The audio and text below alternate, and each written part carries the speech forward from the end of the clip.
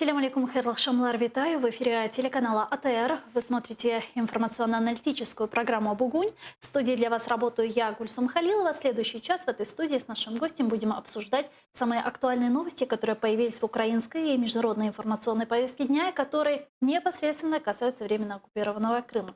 Как я и вам обещала, гость нашей студии – народный депутат Украины фракции «Слуга народа» Олена Шуляк. Витаю вас, Олена. Витаю, доброго вечера. Вы впервые в студии телеканала АТР, насколько я понимаю, впервые, да? Что вы знаете о крымских татарах? Что для вас Крим? Ви знаєте, ми з вами тільки що розмовляли стосовно того, хто з наших колег навідується як гості до вашого телеканалу. І саме Віталій Безгін, він якраз людина з Євпаторії, так, це мій дуже величезний друг, і ми з ним знайомі з 2014 року після сумних подій, які сталися після Майдану, з окупацією Крима, з анексією Криму, з окупацією Донбасу. Тому якраз про Кримський півострів я знаю і від Віталія, і від інших моїх друзів, які є надзвичайно патріотичними людьми.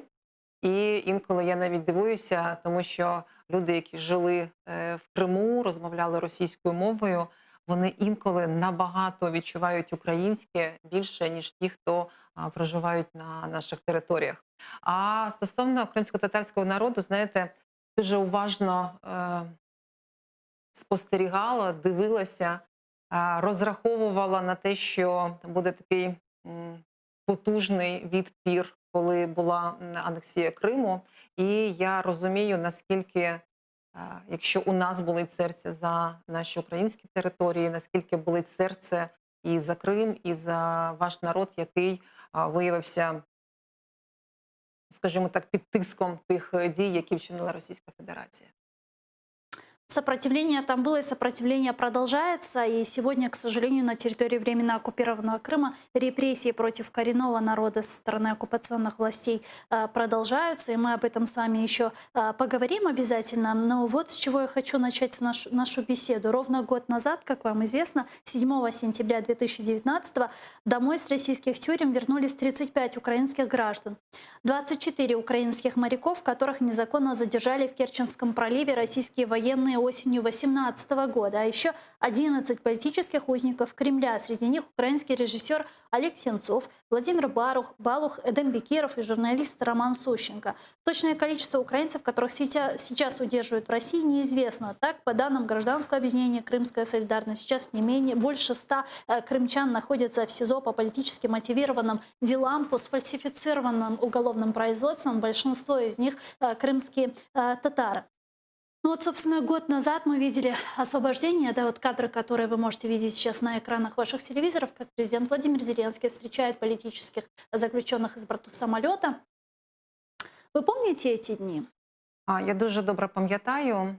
Після цього обміну буде ще 2 обміни полоненими, але саме той перший, він був, мені здається, надзвичайним для дуже багатьох українців, тому що, ну, пригадайте, як ми всі спостерігали за цим літаком, як ми були в очікуванні, як не просто там топ українські медіа, а взагалі дуже-дуже багато українців слідкували за тим, як цей літак переміщається і залітає до України.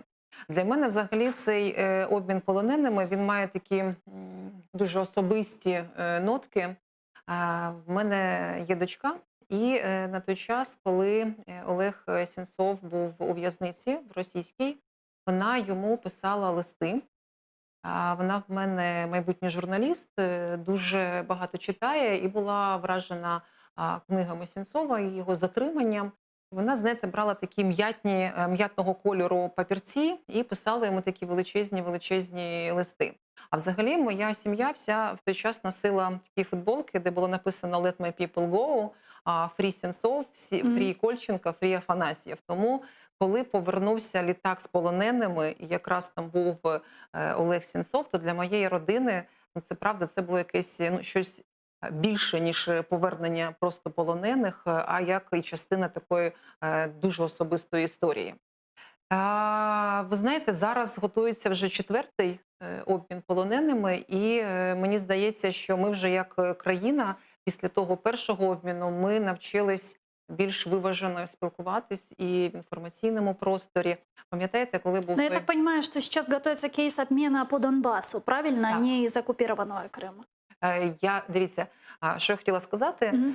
Коли був перший обмін полоненими, пам'ятаєте, ми дуже багато говорили про Цьомаха, що це зрада, що його випустили. Конечно. І мені здається, кожного разу, зараз ми вже стали більш розумнішими, і ми розуміємо, що кожного разу, коли ми в інформаційному просторі називаємо якісь прізвища, обговорюємо якісь деталі обміну, все це може потім завадити якраз і самому обміну, і може зробити таку, зіграти злу історію стосовно того, що та людина може там не повернутися. Тому за ці 3 обміни ми вже зараз готується 4-й, і ми вже так обережно і говоримо про це, і не розкриваємо там певні деталі. Хоча ми розуміємо, що навіть ті народні депутати, які зараз у нас працюють в різних підгрупах, в рамках трьохсторонньої контактної групи, вони там можуть більше знати інформації, але ми все це так дуже обережно до цього відносимося і тримаємо в собі для того, щоб не спровокувати певні речі. Ну вот, а если аккуратно говорить? Вот вы сказали, готовится сейчас 4-й обмен, но я так понимаю, что это обмен пленными из Донбасса. Так. А что относительно политических заключенных из временно оккупированного Крыма, которые удерживаются Кремлем и на территории временно оккупированного Крыма, и которых уже незаконно вывезли на территорию Российской Федерации? А саме головне, в таких перемовинах працює величезна кількість перемовників, спеціалістів, які розбираються, як потрібно вести такі складні перемовини. Але на сьогодні сама головна задача – це зрозуміти, скільки людей, затвердити ці списки. Тому що на сьогодні, як ви правильно сказали на початку нашої розмови, на сьогодні ніхто там точно не знає, скільки людей, де ці люди там територіально знаходяться, в яких в'язницях, чи там підвалах, чи ще щось. І тому задача основна перемовників – сформувати ці достеменні списки. І на сьогодні, ну, дійсно, немає навіть там доступу ні ОБСЄ, ні у Червоного Хреста, щоб навіть подивитися, як ці люди знаходяться, в яких вони умовах знаходяться, чи взагалі вони там є живими. І це на сьогодні там величезною проблемою. Давайте подключим к нашей беседе экс-политического заключенного Владимира Балуха, который с нами сейчас на прямой связи. Он был одним из тех, кого освободили 7 сентября 2019 года, который приехал на материковую часть Украины. Владимир, здравствуйте. Вечер добрый. Вечер добрый. Как вам вспоминается день 7 сентября 2019 года? Таке враження, що мить минула, а минув вже цілий рік.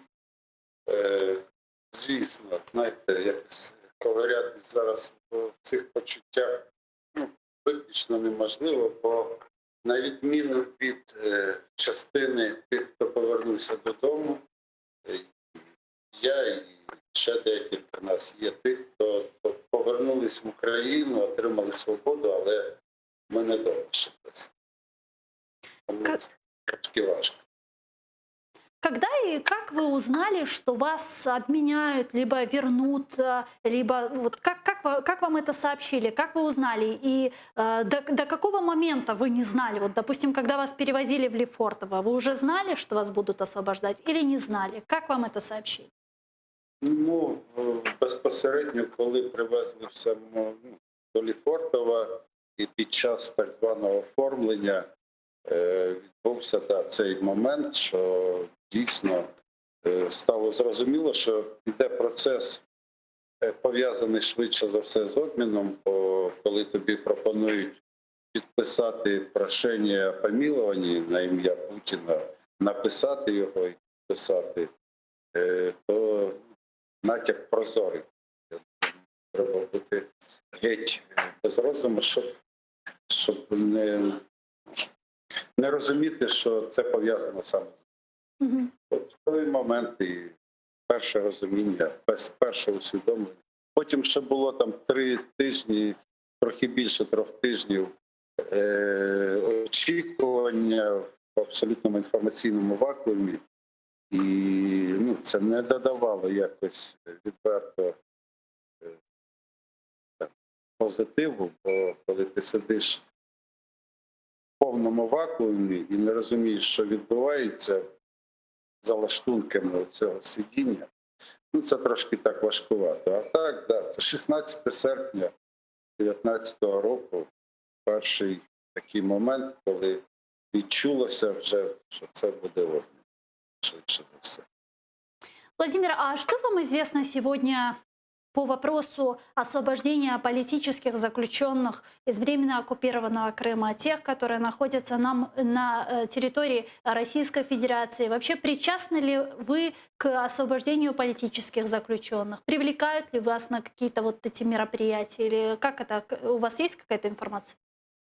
Ну, що стосується держави, то абсолютно ніякої співпраці, ніякого зв'язку з державними інституціями не відбувається. І це не тільки в мене, це хлопці, з якими от зараз ми тут будемо спілкуватись. Ну, майже всі, хто повернувся 7 числа, ми от саме зараз збираємося для відсвяткувати цю подію.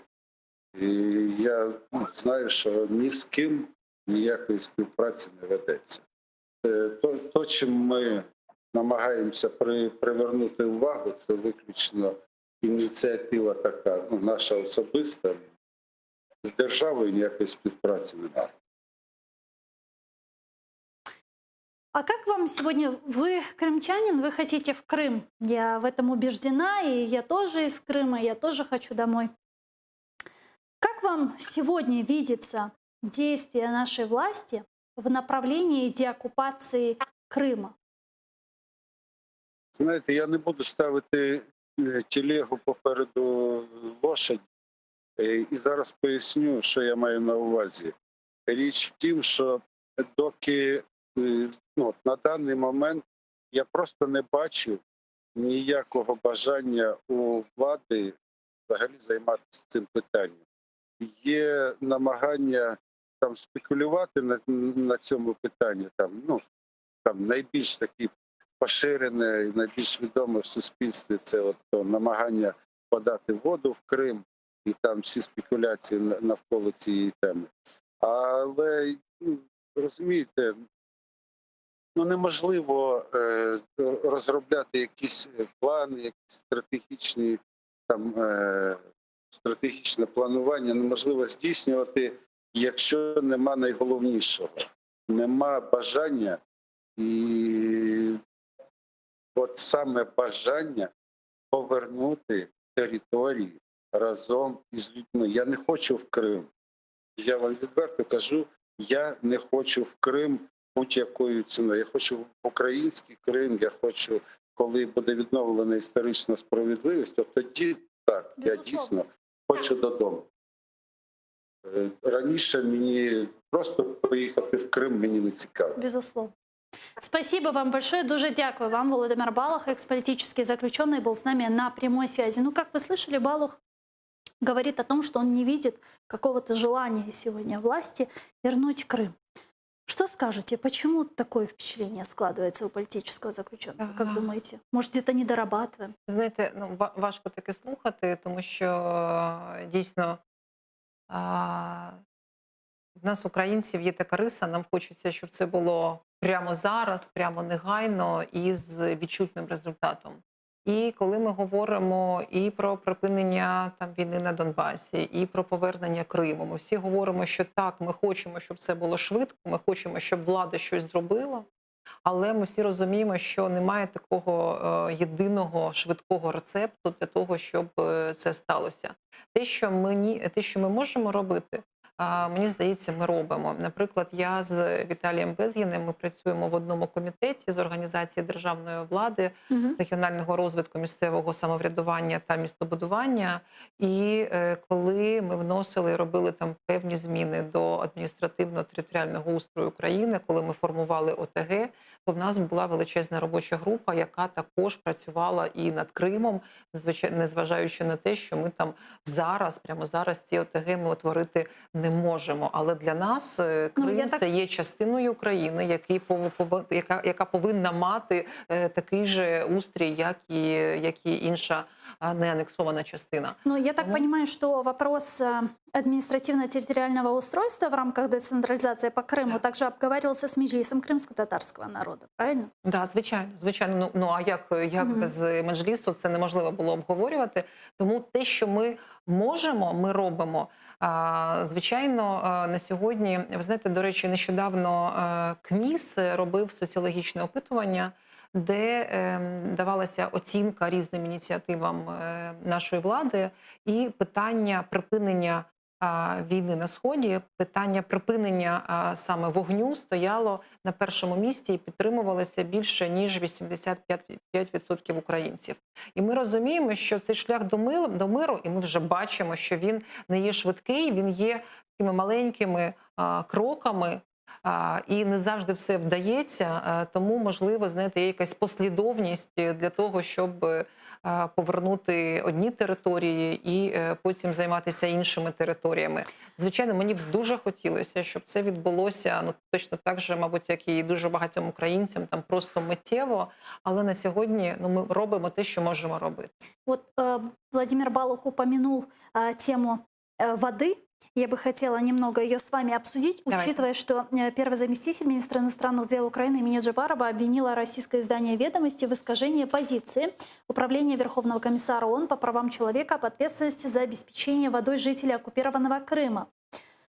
В управлении Верховного комиссара сообщили, что к ним действительно обращалось агентство РИА Новости по вопросу поставок воды в Крым, на что медиа получили буквально следующий ответ. Российская Федерация, как оккупационная власть, несет главную ответственность за обеспечение доступа к воде лиц, находящихся под защитой. Однако Ведомости.ру перекрутили эту информацию, и они подают это в том виде, в следующем. Ответственность за снабжение жителей Крыма питьевой водой лежит и на России, и на Украине. Якобы это заявила Верховный комиссар Организации Объединенных Наций по правам человека, и они перекрутили это их сообщение и таким образом подают эту информацию для своей аудитории. Не знаю, какая у них там аудитория, понятно, да? Зачем? Что это? Очередная атака Российской Федерации? Они решаются каким-то образом апеллировать к Организации Объединенных Наций и решить вопрос поставки воды в Крым? Что? Дивіться, не перший раз вже піднімається питання води в Крим. Пам'ятаєте, перший раз були перекручені трохи слова нашого голови фракції Давіда Арахамії, коли він на одному із ток-шоу там було задано так питання, що неможливо там було по-іншому відповісти. І всі там засоби масової інформації, там особливо також проросійські, все це підхватили, і почалася така величезна маніпуляція. Ну давайте по-честному, не только Арахамия из вашей фракции говорил про воду, у вас Камельчук об этом говорил. Камельчук не знаю, що говорив, але в нас потім також було величезне ток-шоу, де прем'єр-міністр України Денис Шмигаль також сказав там певну фразу про постачання води в Крим, і це також викликало такий шквал, шалене незадоволення. Мені здається, що інколи там наші політики, вони недооцінюють цієї ціни слова і ціни, наскільки ця інформація може бути перекручена, особливо тими силами, які там працюють або там споріднені з Російською Федерацією, для того, щоб, по-перше, дискредитувати, по-друге, скажімо так, починати, як вони хочуть, там м'яко формувати громадську думку в цьому питанні. У нас есть телефонный звонок из временно оккупированного Крыма. Давайте примем. Алло. Алло. Да, алло. Алло. Алло, селям алейкум. Алло, алейкум селям. Да, представьтесь, пожалуйста. Да, мы слышим вас. Вы в прямом эфире. Джанлы Яйндас. Представьтесь, пожалуйста, задавайте. Хорошо, я хочу задать вопрос. Да, слушаем.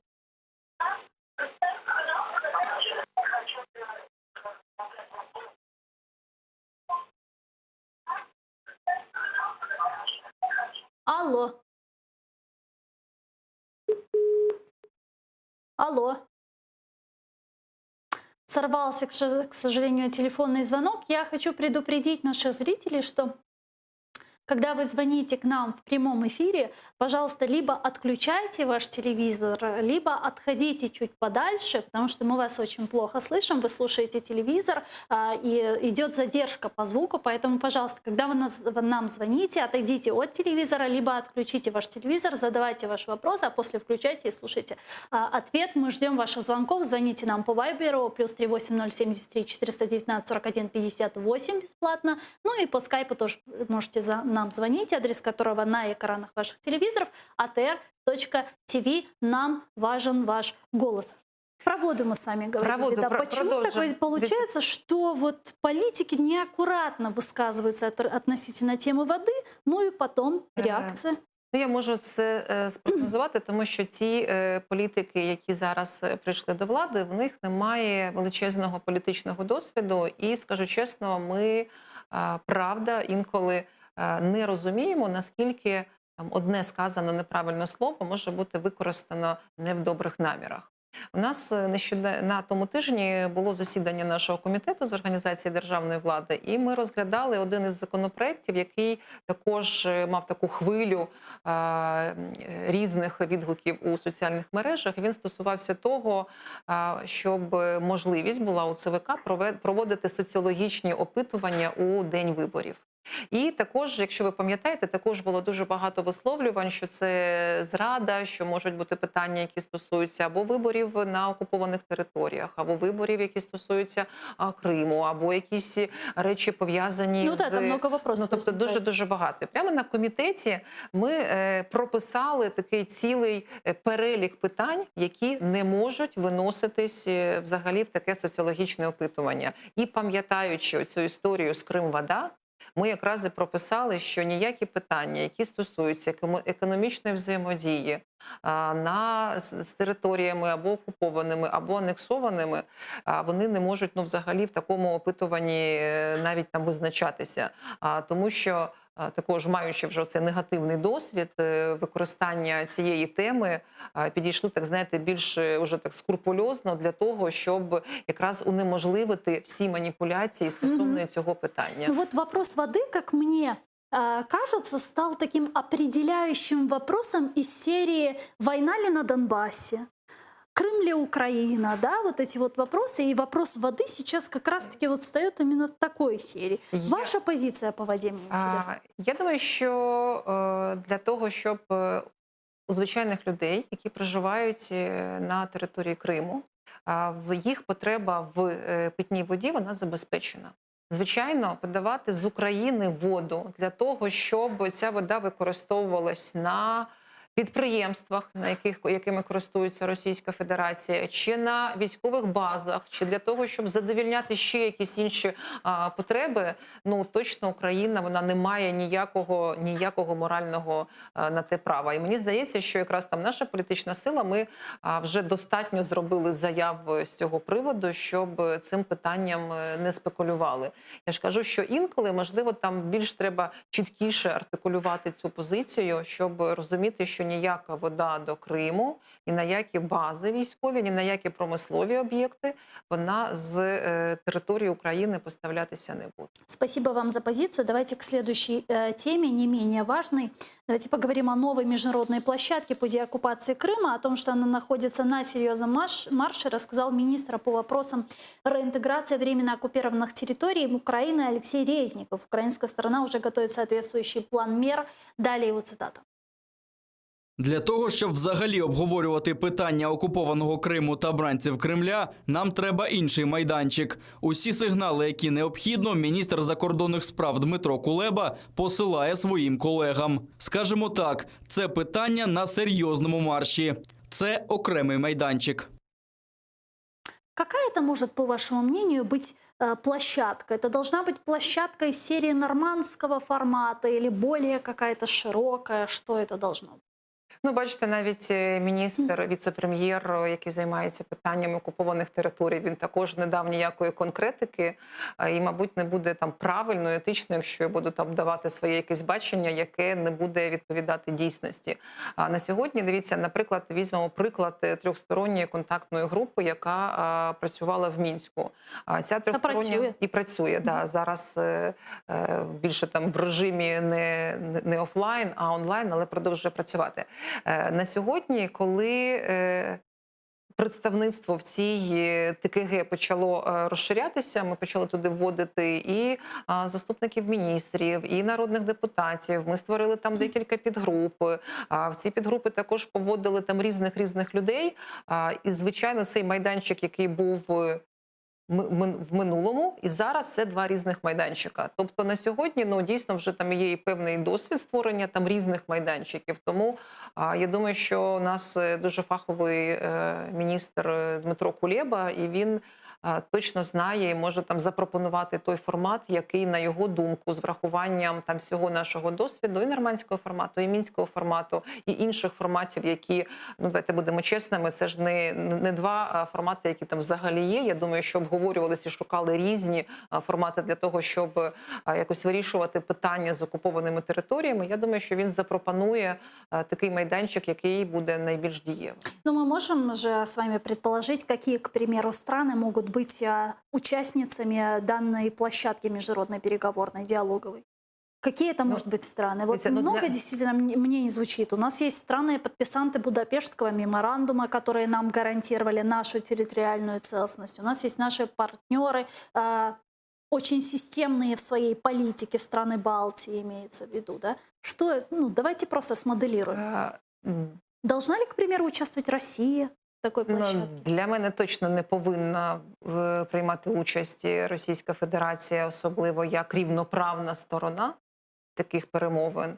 Звичайно, якби я особисто моделювала таку можливість працювати на такому майданчику, я ж все ж таки я б запрошувала в першу чергу і наших партнерів, які на сьогодні з нами пройшли там вже величезний шлях, знають там всі тонкощі і нюанси, які працюють в нормандському форматі. Це і Франція, і Німеччина. Ну і, звичайно, для того, щоб підсилювати взагалі і нас, і європейських партнерів, можна запрошувати ті країни, які мають бажання і готовність бути корисними на співпраці на такому майданчику. Будет ли она эффективной, как вы считаете? Вот вы сказали, у нас есть Минские соглашения, Минский формат, у нас есть нормандский формат. Но война на Донбассе не прекращается, и режим тишины был нарушен спустя 42 дня, о чем мы еще с вами поговорим.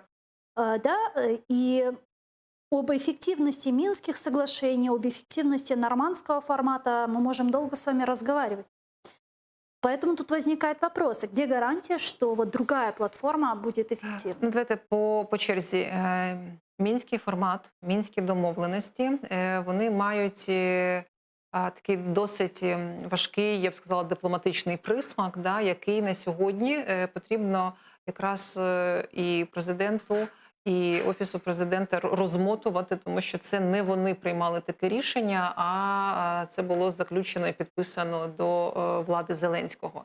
І саме в мінському форматі якраз і закладено те величезне протиріччя, з яким Російська Федерація, країна-агресор, не може ніяк погодитись. Воно стосується того, що ми категорично проти проводити вибори на окупованих територіях до того моменту, поки кордони будуть взяті під український контроль, і тільки після того можна проводити вибори. Це вже, звичайно, що будуть виведені і озброєні формування, і буде проведене розмінування, ну і взагалі проведення виборів під дулом кулеметів, воно просто неможливо.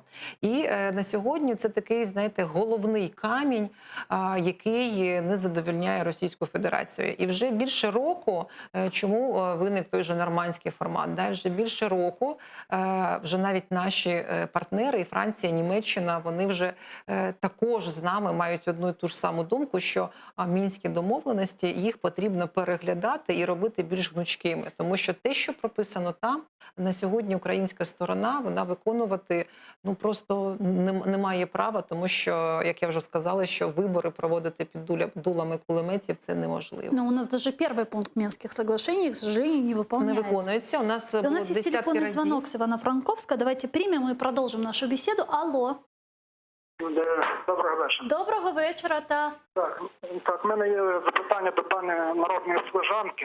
Будь Таке ласка. запитання. Ви вже бачите, що останні дні в нас є на фронті загиблі і поранені, так зване перемир'я імені Зеленського. Скажіть мені, будь ласка, такі країни всі такі себе поважають, наприклад, Туреччина чи Ізраїль, як би вони відповідали, якщо б обстріли були вбивство їхніх територій і їхніх солдат? Вони відповідали жорстко. Як ми відповідаємо? Ми жаліємося, дзвонимо в Москву і просимо, щоб нам Росія якось там розв'язала ці питання. Скільки ми ще будемо терпіти ту ганьбу? Скільки цей нікчемний головнокомандувач буде знищувати і ганьбити нашу армію? Дякую, Я вас зрозуміло. таке питання. Дякую. Є й така позиція, Емоціональний як такий у є й нас. така позиція. Мені також хотілося, щоб ми відповідали так жорстко, але без того, щоб наші українські воїни не гинули. Я на сьогодні не знаю такого рецепту, щоб відповісти жорстко і не понести ніяких втрат. Наскільки ми як країна... Мы хоть и не отвечаем, у нас есть погибшие и раненые. Ви знаєте, ми відповідали. Если не жестко, Так. вот мы говорим с вами, да, казалось бы, режим тишины, 42 дня была тишина, и сегодня у нас один солдат погиб, один ранен. Так, всі ці речі зафіксовані і спільним координаційним центром, і зафіксовані всі ці речі спеціальною місією ОБСЄ. І саме головне, як мені здається, що такі...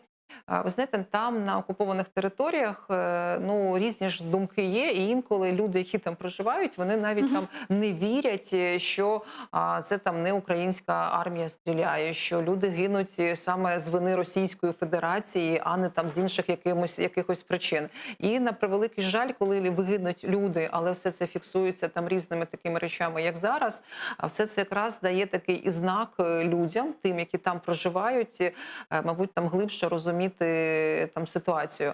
Звичайно, на сьогодні є там різні думки. Одні політичні сили пропонують, давайте скажімо так, відверту капітуляцію, да, що давайте ми там в рамках миру там зробимо там, як просить Росія. Ми всі бачимо там риторику ОПЗЖ, коли вони кажуть, людина, її життя – це там найголовніша цінність, тому давайте скоренько проведемо вибори, тоді нам якось віддадуть кордони, а потім якось там урегулюється політична ситуація, але ми це розуміємо, що це там прямий шлях до капітуляції. Є інші політичні сили, які кажуть, давайте взагалі забудемо, що там є Донбас.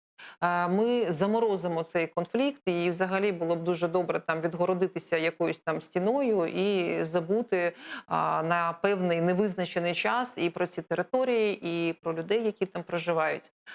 Мені здається, що і то, трошки така хибний шлях, тому що все ж таки то наші території, там проживають наші люди. І, до речі, ми коли нещодавно приймали законопроект, який стосувався можливостей для дітей з окупованих територій навчатися, поступати в українські виші без проведення ЗНО, була певна статистика. Це тисячі дітей, які з тих територій переїжджають сюди на Україну. Звичайно, нам там закинули там певні речі, що це не діти, це бойовики, але там давайте будемо чесними, хто співпрацює з такими дітьми, дійсно є люди, діти, які повертаються в Україну і, знаєте, політв'язень сказав, що було б добре, щоб ми повертали і території, і людей. Тому для нас, мабуть, це таке завдання і пріоритет, і про те, що говорив президент, коли йшов на вибори, це якраз повернення і людей, і припинення вогню, і застосування миру. Вот давайте обсудим тему нарушения тишины. Впервые за 42 дня полного прекращения огня на Донбассе накануне сепаратисты обстреляли украинских военных в районе Красногоровки. Об этом сообщило командование Объединенных сил. В результате обстрела один украинский военный погиб, еще один ранен. Чтобы обсудить события на Донбассе, министр иностранных дел Украины Дмитрий Кулеба инициировал срочный разговор с министром иностранных дел Российской Федерации Сергеем Лавровым. Давайте послушаем Послухаємо цитату міністра іностранних дел України Дмитрія Кулеби. Наголошую, Україна виступає за безумовне та неухильне дотримання режиму припинення вогню. Шлях до миру і деокупації наших територій тернистий, але починається він саме тоді, коли мовчить зброя.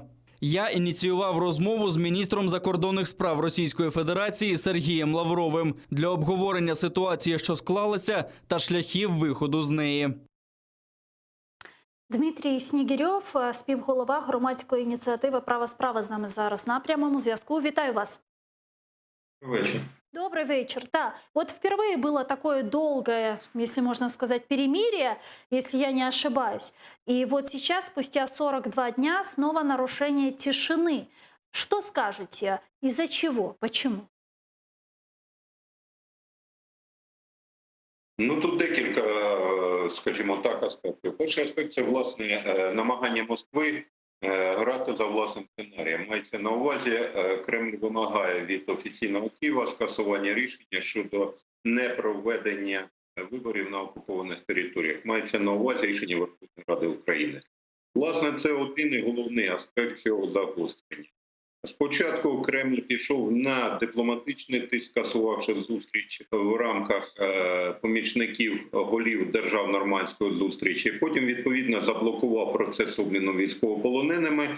І наразі, переконавшись, що дипломатичний тиск не досяг своєї мети, пішли на військову ескалацію. Причому варто зауважити, що про характер військової ескалації «Права справа», тобто організація, яка очолює, ми попередили ще 2 вересня, що на початку вересня почнеться військова ескалація як на Луганському, так і на Донецькому відтинку лінії протистояння. Йдеться про те, що наразі під виглядом так званих, скажімо, несанкціонованих обстрілів позицій Збройних сил України ведеться пряме порушення взятих на себе зобов'язань щодо беззаперечного режиму дотримання тиші. Тобто, оті всі пояснення офіційної влади про те, що це, скажімо, поодинокі епізоди, які не впливають на загальну картину ситуації, воно не відповідає дійсності. По-перше, не відповідає дійсності кількість загиблих українських військових. Наразі, як з'ясувалося, не один загиблий, а все ж таки 2 загиблих. І в чому ще, скажімо так, незрозуміла ситуація, так це чому, власне, офіційний Київ не пояснює загибель українського військового внаслідок снайперського пострілу як порушення режиму тиші. Якщо загибель українського військового другого від, власне, пострілу з автоматичного гранатомету можна списати на якусь ситуативну загрозу там чи загострення ситуації, то тут йдеться про спланований характер провокації. Тобто провокація планувалася заздалегідь, висунулася снайперська пара, що заборонена і мінськими домовленостями, нормандськими домовленостями, і взагалі підписаними угодами щодо безальтернативного припинення вогню.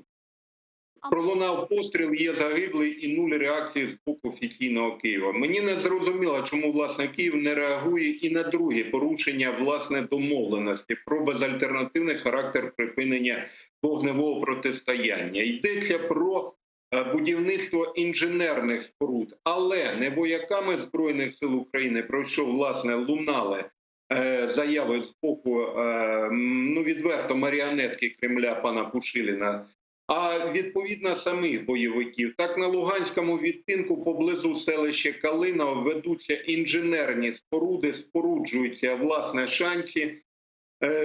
Та сама ситуація спостерігається поблизу Золотого 5. Ця інформація відома, власне, і командуванню операцій Об'єднаних сил, і спостережні місії ОБСЄ. Але крім констатації фактів щодо наявності нових інженерних споруд з боку бойовиків, жодної реакції. Натомість ми бачимо відверто дурнуваті провокативні заяви Пушиліна про те, що у разі, якщо Збройні сили України не демонтують інженерні споруди, відповідно буде нанесений превентивний вогневий удар по позиціях ЗСУ. І ви знаєте, тут варто вашому телеканалу взяти під контроль ситуацію і перевірити інформацію, чи дійсно ЗСУ змушено було демонтувати інженерні споруди, чи це інформаційна качка, яку запускають російські спецслужби в інформпростір, власне, безпосередньо вже на території України через підконтрольні їм ЗМІ. Скажите, Дмитрий, а может ли быть связано нарушение тишины каким-то образом с предстоящей встречей 4 лидеров нормандской четверки? До этого должны встретиться министры иностранных дел нормандской четверки. Так, це це є, як-то бути зв'язано? це є один з елементів військового тиску, власне, на Україну. Змусити грати за московським сценарієм. Я ще раз пояснюю, це, власне, імплементація формули Штайнмайєра, проведення виборів на окупованих територіях, особливий статус окремим територіям Луганської і Донецьких областей. Відповідно, якщо Москва побачить, що Київ не виконує взяті на себе зобов'язання, підписані вже президентом Зеленським, а не Порошенком під час, власне, нормандської зустрічі, відповідно, Москва відразу піде на ескалацію військової напруги, що було і продемонстровано. І тут варто зауважити, що це не поодинокий випадок. Наразі на території Луганської області, мається на увазі окупована її частина, спостерігається концентрація важкої бронетехніки поблизу селищ Мирне і Крупик, 60 одиниць танків Т-64, Т-72.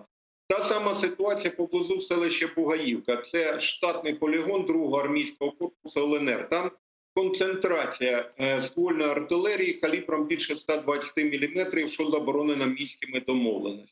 І поблизу міста Міусінськ наразі зосередження 20 одиниць систем залпового вогню ГРАД ПМ-21. Оці ці факти свідчать про те, що під прикриттям розмов про безальтернативне виконання мінських домовленостей і, відповідно, режим тиші, бойовиками проходяться командно-штабні навчання і передислокація важкої бронетехніки з метою подальшої ескалації напруги на лінії розмежування. Дуже дякую вам, Дмитрій Снігирьов, співголова громадської ініціативи «Право справа» з нами був на прямому зв'язку. Дуже дякую вам.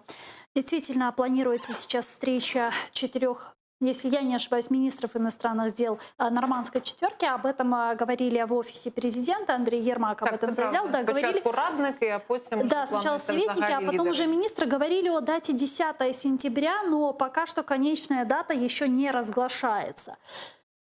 Правильно ли я понимаю, что на этой встрече, опять, как было, впрочем, всегда, Российская Федерация будет настаивать на своем, на проведении выборов на Донбассе, да, без установления контроля украинского контроля над украино-российской границей, да, проведения там выборов, за этим последовала бы, понятная конфедерация в нашей стране. А чем мы будем отвечать? Как вы думаете? Вот чего ждать от этой встречи? У нас есть чем отвечать?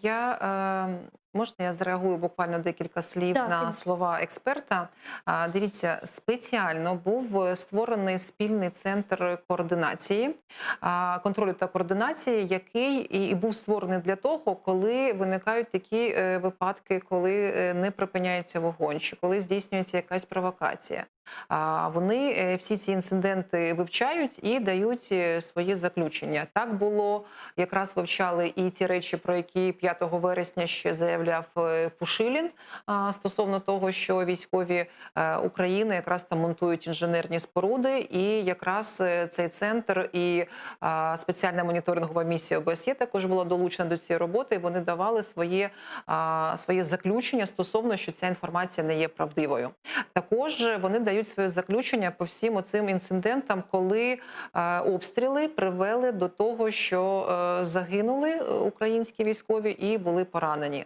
Це якраз все робиться для того, це все складується, скажімо так, і зберігається, і якраз буде використовуватись на нормандському форматі, коли буде говорити не тільки там Російська Федерація, а будуть говорити наші партнери стосовно того, хто саме не виконує нормандські домовленості, і, можливо, через там якісь санкції це можна буде вирішувати. Тому що ми знаємо позицію Російської Федерації, вони кажуть, ні, це не ми, давайте ми...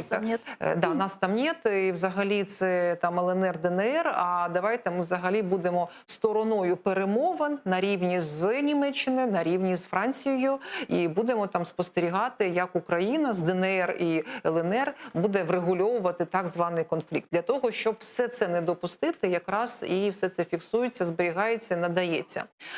Я хотіла би, щоб ви згадали, коли був перший уже за президента Зеленського нормандський формат, наскільки важко було домовлятися і говорити про те, що мінські домовленості вони не є сталими. Навіть наші європейські партнери вони говорили: ну як же, ви ж самі прописали і в мінських домовленостях. Потім в 16-му році Петро Порошенко якраз і підтвердив оцю так звану формулу Штайнмаєра. А вже сьогодні, коли там пройшов рік, все ж таки наші європейські партнери, вони вже з більшим тиском відносяться до Росії для того, щоб змусити Російську Федерацію все ж таки... Ну, смотрите, насколько корректно сейчас говорить о 15-м, 16-м, да, и тех событиях, ведь там были события совсем другие. И когда принимались Минские соглашения, формула Штайнмаєра, была ситуация совершенно другая в стране. И сейчас, да, когда ситуация тоже кардинально вообще изменилась. Дивіться, ну є речі, які є базовими. Якраз там, повертаючись до роботи нашого комітету, чому там така реакція в Російської Федерації, чому потім ми бачили там і заяву Фокіна, до речі, ми його на комітет запросили 15 вересня для того, щоб поговорити і розібратися взагалі, яка позиція народних депутатів і його відношення до тих заяв, які він давав. Ми коли прописували постанову про вибори, які відбудуться 25 жовтня, і коли ми говорили про неможливість проведення виборів на територіях, на окупованих територіях, це там такий був величезний абзац, де ми чітко говорили і прописували, що тільки після того, як будуть виведені озброєні формування, після того, коли буде там українське законодавство і взяття кордону під контроль, тільки після того, для того, щоб не було ніяких оцих двозначних трактувань. На жаль, я не є дипломатом, і я не знаю, як потрібно було там правильно поступити в той час, коли підписувались мінські домовленості, але я думаю, ці люди, які працюють в дипломатичній сфері, вони розуміли, до чого це може призвести. Ну, смотрите, вот многие говорят, дипломаты в прошлом, политики, экс-политики, да, когда вот мы размышляем на тему Минских соглашений, то, что они не работают, то, что Российская Федерация их постоянно нарушает. И вот многие политики мне говорят в этой студии: ты знаешь, Гульсум, а ведь Минские соглашения нужны для санкций. Их никто изначально выполнять не собирался. Понятно было, что Российская Федерация выполнять хотя бы первый пункт Минских соглашений не будет. Минские соглашения нужны для того, чтобы мы апеллировали к нашим международным партнерам и говорили: вот, Россия не выполняет. И тем самым санкции в отношении Российской Федерации наши европейские партнеры голосуют за их пролонгацию. Коли першим пунктом в мінських домовленостях, да і в нормандських також, стоїть пункт припинення вогню, і ми розуміємо, що коли підписуючи такі угоди, ми розуміємо, що ми їх не будемо виконувати, а це потрібно для санкцій. Мені здається, це трошки не є чесним. Это не мы не выполняем, это Российская Федерация, да, враг не выполняет. Звичайно, Російська Федерація не виконує, але коли ми пишемо такий пункт, він є надзвичайно важливий для тих українців, які там гинуть і живуть там щоденно під якимись обстрілами. Тому, мабуть, дуже просто там сидіти в теплій студії, да, і говорити, розмірковувати на те, що мінські угоди там добре спрацювали, але на сьогодні ми маємо... Ні, такого ніхто не говорить, що вони... Що там привели, там, ні, дивіться, є різні думки. Кажуть, що не було іншої альтернативи, що ми вжили умовах, коли там були там страшенна кількість загиблих наших українських воїнів, і потрібно було якимось чином це зупинити. На сьогодні є точка, коли ми маємо єдиний документ. До речі, там він не був ратифікований Верховною Радою, але все одно для нас сьогодні це єдиний документ, з яким потрібно працювати, і дуже важко працювати, тому що як тільки ми відходимо десь від якогось пункту, ми бачимо і загострення ситуації на Донбасі, і бачимо, наскільки там проросійські сили починають активізуватися і в інформаційному просторі розкачувати там ті чи інші питання.